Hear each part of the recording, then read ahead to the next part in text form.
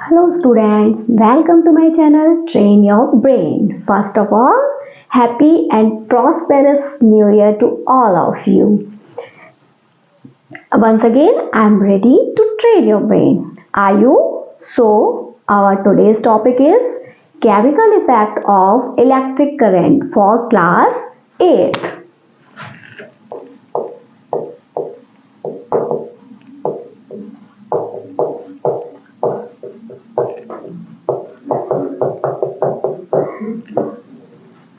ये topic class 8th के लिए है।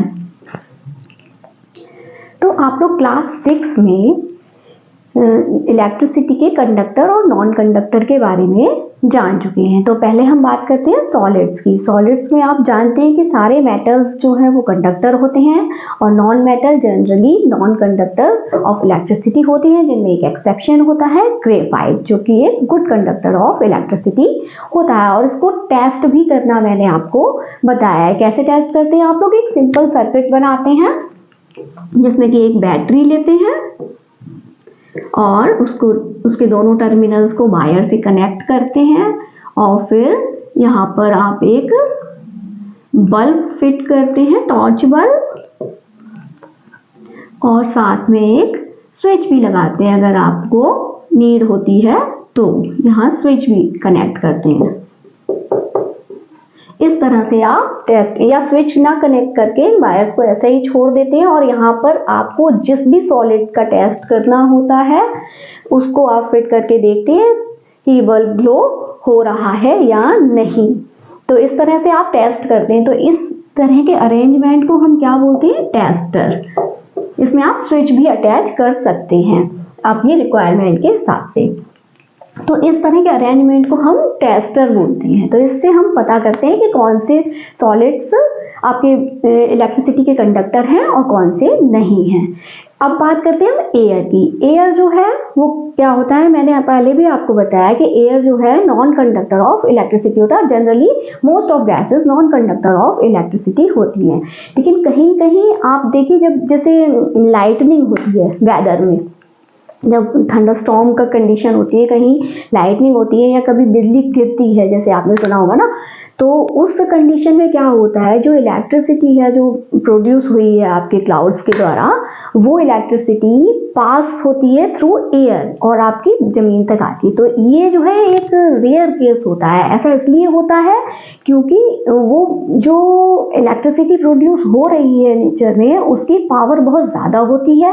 और सेकेंड थिंग, उस समय आपकी एयर जो है वो बहुत ज़्यादा मॉइस्ट होती है उस सीजन में। इसलिए ऐसी कंडीशन में एयर में कंडक्टिविटी आ जाती है। लेकिन ऐसे नॉर्मली एयर जो है नॉन कंडक्टर, क्योंकि कभी आपने देखा है ना ये टेस्टर में कि जब आप इन वायर्स को ऐसे ही हवा में छोड़ देते हैं तो ये बल्ब ग्लो करता है क्या? नहीं करता ना। इसका मतलब यही है ना कि एयर जो है नॉन कंडक्टर ऑफ इलेक्ट्रिसिटी। या फिर आपने देखा होगा टावर्स से जो इलेक्ट्रिक लाइंस लगी होती हैं, केबल्स लगी होती हैं, आपके घरों तक लाइट आती है पावर हाउस से, बड़े बड़े टावर से होकर केबल आती हैं, तो वो भी जो है एयर के कांटेक्ट में ही रहती हैं।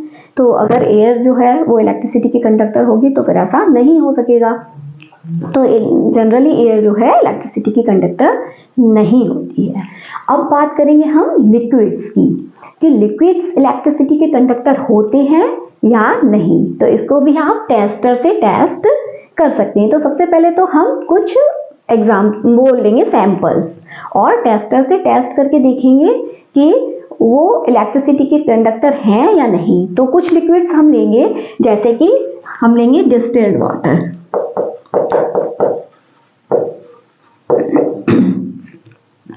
और हम लेंगे अल्कोहल, ग्लिसरीन। ये सब जनरली चीजें आपके आसपास मिलती हैं। डिस्टिल्ड वाटर वही जो बॉटल में पैक आते हैं ना, डिस्टिल्ड वाटर, वो, या और टैप वाटर भी लेंगे आप, ठीक है, tap water, vinegar, lemon juice, ये सब चीजें आपको अपने आसपास मिल जाएंगी। अब आप एक टेस्टर बनाएंगे इसको टेस्ट करने के लिए इन सब चीजों को। तो उसके लिए आपको क्या क्या जरूरत होगी? आपको जरूरत होगी एक बैटरी डिश की। बैटरी डिश जो है वो लैब में मिलती है आपको, एक ग्लास की प्लेट टाइप होती है। तो इस तरह से हम टेस्टर बनाएंगे। तो यहाँ पर हम बैटरी डिश का यूज करेंगे क्योंकि हमें लिक्विड्स की कंडक्टिविटी टेस्ट करनी है। तो आप ये एक सेल ले लेंगे और इसके साथ एक बल्ब अटैच कर लेंगे और दोनों टर्मिनल से वायर को फिट करके यहाँ हम लेंगे बैटरी डिश। बैटरी डिश में आपको जो भी लिक्विड टेस्ट करना है उसको रखेंगे और एक वायर को यहाँ से और एक वायर को यहाँ से उस लिक्विड में हम एंटर कराएंगे। और उस समय हमें ये ध्यान रखना है कि पॉजिटिव टर्मिनल और नेगेटिव टर्मिनल वाले वायर जो हैं आपस में कांटेक्ट में नहीं आने चाहिए, उस लिक्विड में अलग अलग रहने चाहिए। अगर कांटेक्ट में आएंगे तो वैसे ही उनमें कंडक्टिविटी होने लगेगी इलेक्ट्रिसिटी की, इसलिए दूर दूर रहने चाहिए। सिर्फ वाटर या मतलब जो भी आप इनमें से लेते हैं। तो ठीक है, सबसे पहले हम क्या टेस्ट करेंगे, डिस्टिल्ड वाटर। डिस्टिल्ड वाटर को जब आप बैटरी डिश में पोर करेंगे और इस तरह का टेस्टर लेकर टेस्टर के साथ आप उसका टेस्टिंग करेंगे तो आप क्या देखेंगे कि डिस्टिल्ड वाटर जो है वो इलेक्ट्रिसिटी का क्या है, नॉन कंडक्टर है। कभी भी डिस्टिल्ड वाटर से इलेक्ट्रिसिटी की कंडक्टिविटी नहीं होती, आपका बल्ब ग्लो नहीं करेगा। जिसको मैं क्रॉस कर रही हूँ वो नॉन कंडक्टर। ठीक है, अब हम अल्कोहल और ग्लिसरीन को भी टेस्ट करेंगे एक एक करके। तो अल्कोहल, ग्लिसरीन या फिर वेजिटेबल ऑयल भी ले सकते हैं आप। ये चीजें भी क्या होती है, नॉन कंडक्टर होती है। तो आप जब इनको भी आप टेस्ट करेंगे तो बल्ब आपका ग्लो नहीं होगा। ये आप करके देख सकते हैं क्योंकि ये सारी चीजें आपके आसपास मिलती हैं, आपके घरों में ही मिल जाएंगी। अब आप देखेंगे टैप वाटर। टैप वाटर को जब आप इसमें डालेंगे बैटरी डिश में और इस टेस्टर में डाल के देखेंगे, टेस्ट करके देखेंगे तो आपका बल्ब जो है वो ग्लो करेगा लेकिन एक डिम लाइट देगा। तो टैप वाटर जो है क्या है, पुअर कंडक्टर ऑफ इलेक्ट्रिसिटी हो जाएगा। ऐसे ही आप विनेगर, लेमन जूस ये डालकर देखेंगे तो आपका बल्ब जो है वो ग्लो करना शुरू हो जाएगा। तो इससे आप ये पता कर सकते हैं कि कौन कौन से लिक्विड्स जो हैं वो कंडक्टर हैं और कौन कौन से नहीं।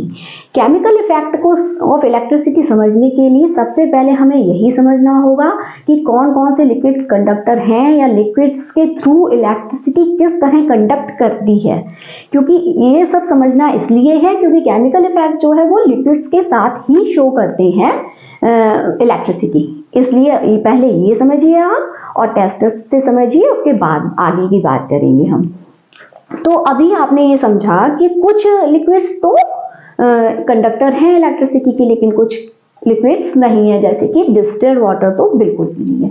तो डिस्टिल्ड वाटर का एग्जांपल लेकर हम यहाँ इसलिए चलेंगे क्योंकि वाटर जो है वो यूनिवर्सल सॉल्वेंट माना जाता है, यानी कि जनरली अधिकतर केमिकल्स वाटर में जो है डिसॉल्व हो जाते हैं।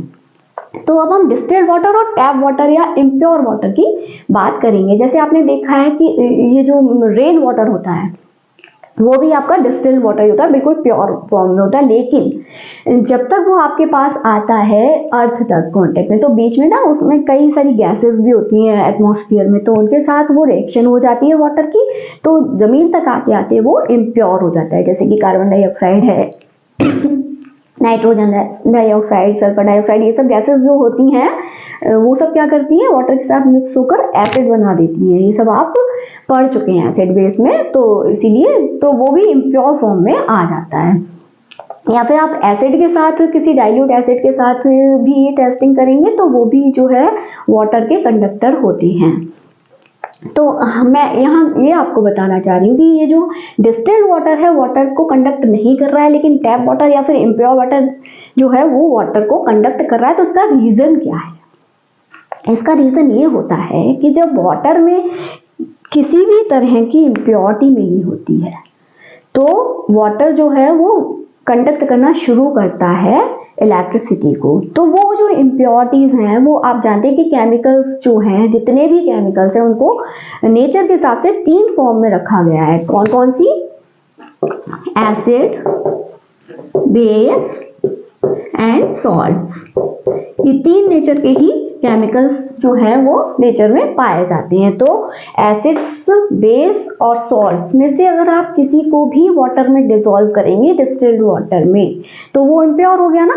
तो वो इम्प्योरिटी ही जो है वाटर की कंडक्टिविटी में हेल्प करती है। और किस तरह करती है, तो ये समझने के लिए अभी आप थोड़ा सा समझ लीजिए कि वाटर में जो है आयन फॉर्मेशन हो जाता है इलेक्ट्रिसिटी के पास होने पर। ये जो है एसिड और बेस जो है दो चीजों से मिलकर बने होते हैं। तो एक सिंपल से सॉल्ट का एग्जांपल हम लोग लेके चलते हैं, कॉमन सॉल्ट से इसको समझते हैं।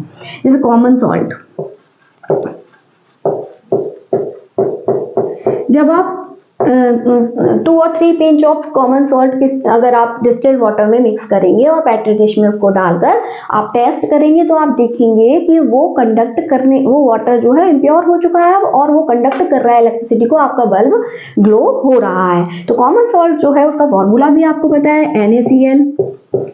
तो जब कॉमन सॉल्ट को हम वाटर में डिसॉल्व करते हैं तो या किसी एसिड बेस या सॉल्ट को जो कि 2 कंपोनेंट से मिलकर बनाता है, तो क्या होता है कि ये जो NaCl है यानी कॉमन सॉल्ट है, ये इलेक्ट्रिसिटी जैसे ही उसमें से पास होती है तो ये अपने कंपोनेंट्स में डिकम्पोज हो जाता है, यानी सोडियम अलग हो जाएगा, क्लोराइड अलग हो जाएगा और ये जो है वो क्या बना लेंगे, आयंस की फॉर्म में आ जाएंगे। सोडियम प्लस आयन होते हैं और क्लोरीन जो है माइनस आयन होते हैं। तो ये सोडियम आयन और ये क्लोरीन आयन में जो है डिकम्पोज हो जाएगा और ये जो आयंस की प्रेजेंस हो जाएगी अब उस वाटर में, यही जो है वो इलेक्ट्रिसिटी की फ्लो को हेल्प करते हैं।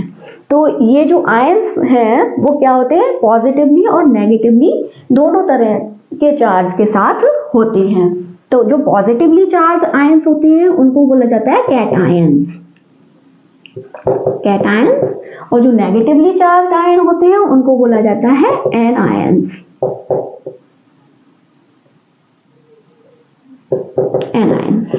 तो ये बात आपको ध्यान रखनी है कि पॉजिटिवली चार्ज आयंस कैटायंस और नेगेटिवली चार्ज आयंस एनायंस। तो इतनी आपको बात समझ में आई कि इलेक्ट्रिसिटी जो है फ्लो किस लिए होती है।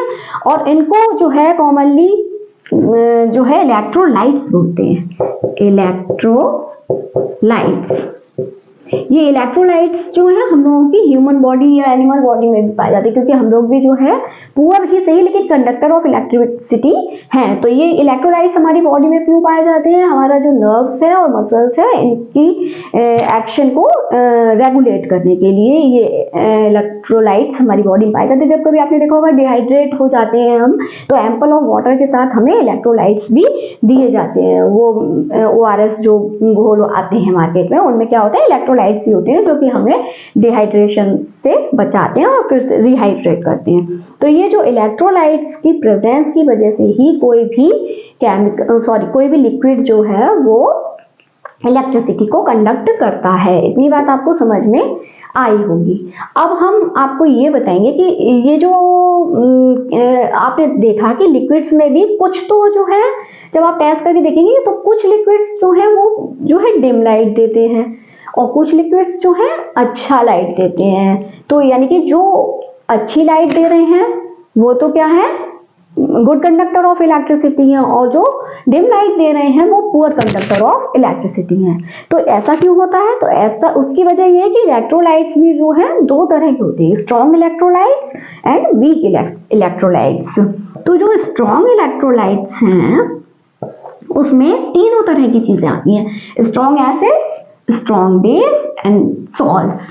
तो स्ट्रॉन्ग एसिड्स में तो आप एग्जांपल ले सकते हैं, स्ट्रॉन्ग इलेक्ट्रोलाइट्स की बात कर रहे हैं हम यहाँ। तो एसिड में अगर स्ट्रॉन्ग इलेक्ट्रोलाइट्स को हम देखेंगे तो आपके जो स्ट्रॉन्ग एसिड्स होते हैं HCl यानी hydrochloric acid, H2SO4, sulphuric acid या नाइट्रिक एसिड HNO3, ये तीनों स्ट्रॉन्ग एसिड होते हैं। तो ये जो है स्ट्रॉन्ग इलेक्ट्रोलाइट्स का काम करते हैं, यानी कि जब ये वाटर में डिसॉल्व होंगे और जब इनसे इलेक्ट्रिक करंट पास होगा तो ये अपने जो है 100% आयोनाइज्ड हो जाते हैं।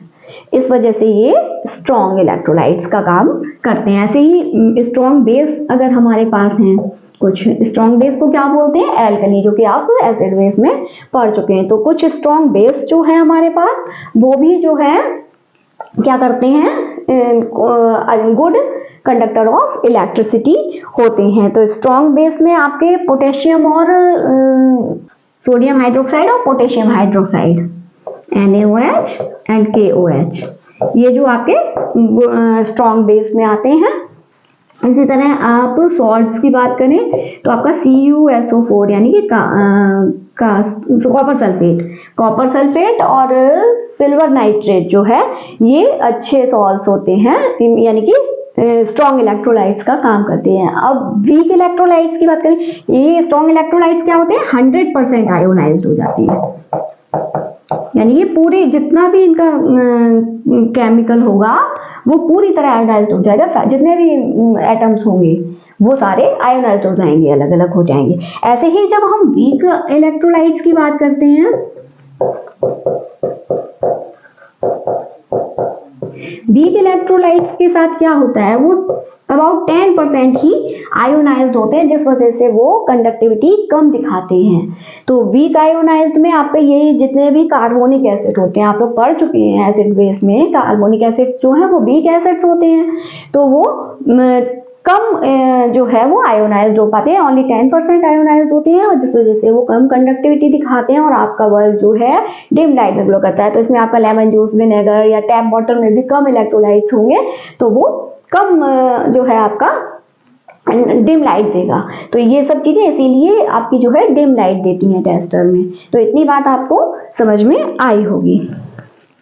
अब कुछ जो है लिक्विड्स, हाँ कुछ लिक्विड्स ऐसे होते हैं जो बहुत ही डिम लाइट देते हैं या फिर जिनमें बहुत ही कम मात्रा में इलेक्ट्रोलाइट्स पाए जाते हैं, तो उनको कैसे आप बताएंगे। या कभी कभी कैसा होता है, आपके टेस्टर का बल्ब ग्लो ही नहीं करता है जबकि करंट फ्लो हो रहा होता है थोड़े बहुत इलेक्ट्रोलाइट्स की वजह से, तो उसको जो है हम कैसे टेस्टिंग करेंगे फिर उसकी। तो यहाँ मैं बैटरी का साइन बना देती हूँ। तो उसकी टेस्टिंग करने के लिए आपको जो है अलग अलग तरह के टेस्टर यूज करने पड़ते हैं। तो वो जो टेस्टर जो है, तो वो आप एक तो ये टॉर्च बल्ब जो है आपको पता है इसका कंजम्पशन थोड़ा ज्यादा रहता है, तो आप या तो टॉर्च बल्ब यूज कर सकते हैं एक तो टेस्टर में, और सेकंड नंबर पर आप टॉर्च बल्ब की जगह आपको वीक करंट अगर पता करना है तो उसके लिए आप क्या यूज करेंगे। आपने मैग्नेटिक इफेक्ट पढ़ा है ना, ये 7th क्लास में इलेक्ट्रिसिटी का मैग्नेटिक इफेक्ट, तो उसमें आपको पता है कि जो मैग्नेटिक कंपास होता है उसमें डिफ्लेक्शन शो होता है।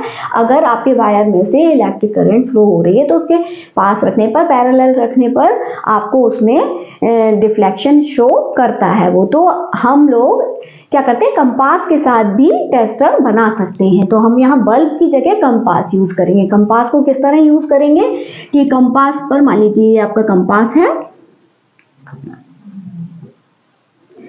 कंपास पर आप क्या करेंगे, कॉपर इंसुलेटेड कॉपर वायर की कॉइलिंग कर देंगे इस तरह से, और फिर इस वायर को निकालकर और ये बल्ब की जगह इस कंपास को यहाँ फिट कर देंगे। तो आपका ये जो टेस्टर है वो कंपास के साथ बन जाएगा।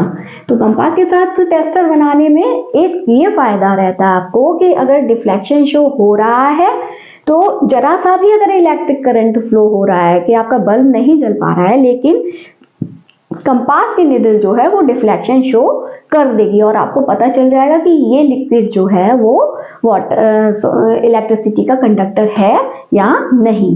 या फिर आप सेकेंडली एलईडी लाइट्स भी यूज कर सकते हैं। एलईडी लाइट्स टेस्टर जो रेडीमेड मिलते हैं मार्केट में वो भी यूज कर सकते हैं। तो वो किस तरह के होते हैं, यहाँ पर जो है ये आपको मैंने पहले भी बताया था, एलईडी यानी कि लाइट एमिटिंग डायोड्स इनका नाम होता है। तो इनमें सेमीकंडक्टर के साथ ये दो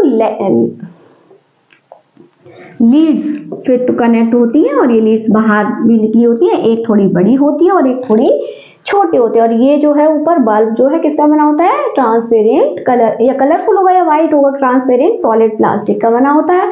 तो जैसे ही इस में से करंट फ्लो होता है तो सेमीकंडक्टर जो है वो लाइट एमिट करते हैं और ये कम इलेक्ट्रिसिटी का कंजम्पशन कम रहता है। तो अगर आपको जरा सा भी करंट पास हो रहा है तो ये एलईडी जो है वो ग्लो करना शुरू कर देंगे। तो ये भी एक अच्छे टेस्टर में आप यूज कर सकते हैं। ये टॉर्च बल्ब की जगह एलईडी बल्ब को यूज कर सकते हैं। एलईडी बल्ब में ये जो लीड्स हैं वो एक बड़ी और एक छोटी दिख रही है ना, तो ये जो है पॉजिटिव टर्मिनल होता है और ये नेगेटिव टर्मिनल होता है। तो इसमें हमेशा अगर आप जब भी यूज करेंगे एलईडी टेस्टर का, तो फिर आप क्या करेंगे, इसको पॉजिटिव टर्मिनल से बैटरी के फिट करेंगे और इसको नेगेटिव टर्मिनल से इनकी लीड्स को। तो इतना आपको ध्यान रखना है। तो आपने अभी टेस्टर बनाना सीख लिया कि किस तरह से वीक और कंडक्टर्स में भी आप देख सकते हैं कि इलेक्ट्रिक फ्लो हो रहा है या नहीं लिक्विड्स के साथ।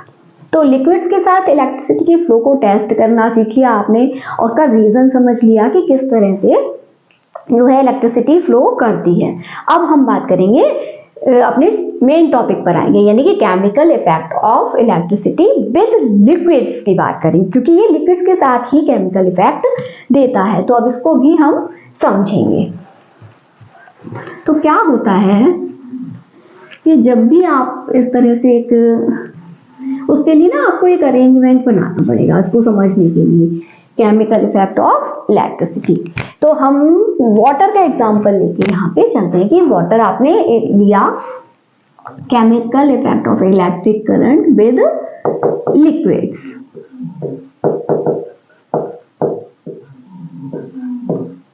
ठीक है, तो हम वाटर का एग्जांपल लेकर यहाँ पे आपको समझाएंगे ये। तो आपको क्या चाहिए समझने के लिए, वाटर चाहिए एक तो सबसे पहले, और 1 पिंच ऑफ क्या चाहिए आपको, कॉमन सॉल्ट।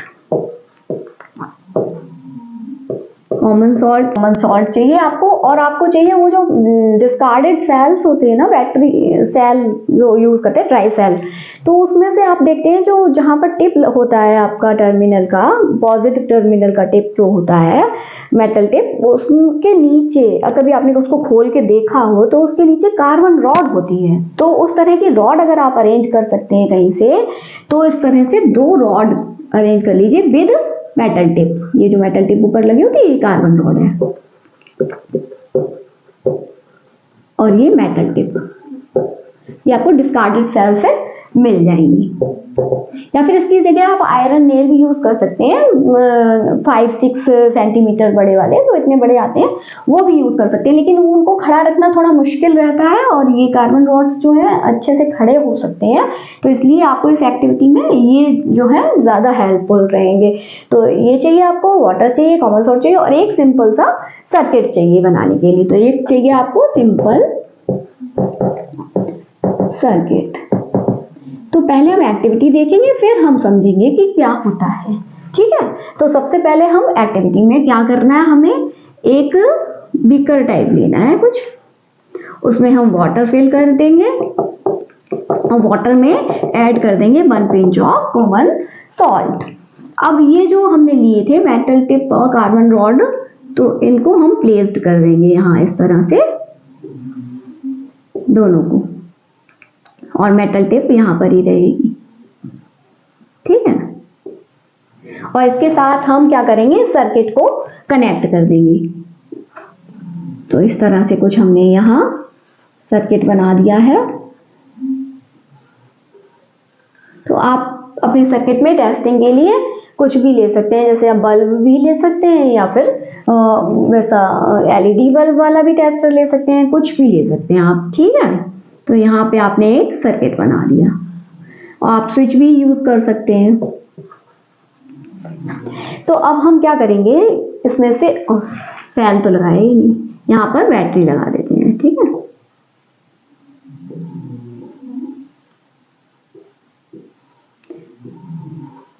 और एक बात, जो एक तो इसका ये जो है आपका कार्बन रॉड एक पॉजिटिव टर्मिनल से जुड़ेगा और एक नेगेटिव टर्मिनल से जुड़ेगा। तो जिसको हम पॉजिटिव टर्मिनल से जोड़ते हैं उस इनको बोलते हैं इलेक्ट्रोड्स, ये इलेक्ट्रोड्स का काम करते हैं। तो जिसको पॉजिटिव टर्मिनल से जोड़ा है हमने, उसका नाम होता है एनोड, और जिसको नेगेटिव टर्मिनल से जोड़ा है वो होता है कैथोड।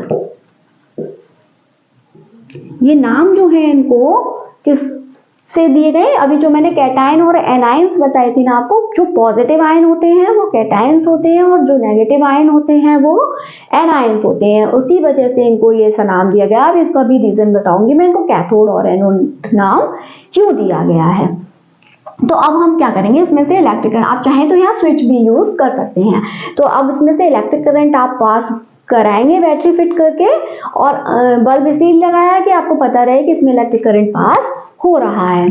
तो आप 5 to 10 मिनट्स इसमें से इलेक्ट्रिक करंट पास कराएंगे और इसको ऑब्जर्व करेंगे। तो थोड़ी देर में आपको क्या ऑब्जर्व करने को मिलेगा कि ये जो इलेक्ट्रोड्स लगाए हैं आपने, इनके पास आसपास आपको एयर बबल्स कलेक्ट होते हुए दिखेंगे। इन पर कुछ एयर बबल्स कलेक्ट होते हुए दिखेंगे। तो ये जो एयर बबल्स हैं ये किस चीज के हैं, ये वाटर जो है आपका आयोनाइज्ड होने लगा है। वाटर के अंदर डिकम्पोजिशन होने लगा है उसके कंपोनेंट्स का। तो ये वाटर जो है आपका H2O, ये बैलेंस करने के लिए 2H2O लिया। अब जब हम इसमें से इलेक्ट्रिक करंट पास करते हैं तो ये H2 प्लस O2 में डिकम्पोज हो जाता है। इलेक्ट्रिक करंट पास की हमने इसमें, तो ये 2H2 और O2 में डिकम्पोज हो गया। ये जो आयंस बने, तो H2 जो होता है वो प्लस आयन होता है और O2 जो होता है O होता है जो वो माइनस आयन होता है।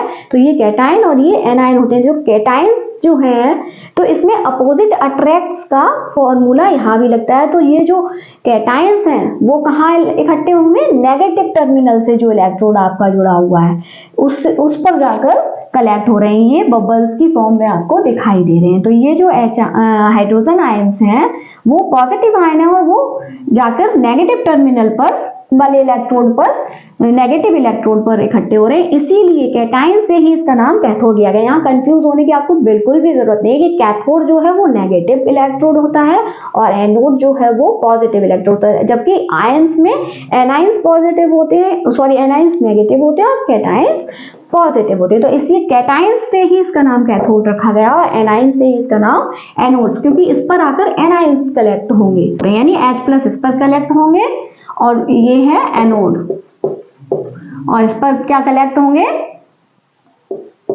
O- आयंस, O के साथ 2-। ये आपको कितने पॉजिटिव चार्ज और कितने नेगेटिव चार्ज होते हैं ये आपको 9th में पढ़ने को मिलेगा, जहां पर आप पूरा समझेंगे आयंस किस तरह से होते हैं और उन पर कितना चार्ज होता है। यहाँ पर बस आप ये समझिए, ये जो है एटम्स होते हैं किसी भी मॉलिक्यूल के जो कि पॉजिटिवली और नेगेटिवली चार्ज होते हैं, जिनको आयंस बोलते हैं या फिर इलेक्ट्रोलाइट्स बोलते हैं।